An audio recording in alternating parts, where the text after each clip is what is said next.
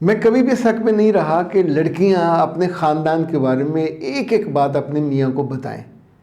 अव्वल तो इसका मौका ही नहीं आना चाहिए। अगर मौका आए भी तो ये बताने की क्या ज़रूरत है कि वो पहली माँ की बेटी है या दूसरी माँ की बेटी है। यानी जो आपके घर के इश्यूज़ हैं, जो आपके घर के मामलात हैं, किसका मिजाज कैसा है, कौन गुस्से वाला है, कौन कम गुस्से वाला है, किसकी लड़ाई हुई, किसको डांट पड़ी।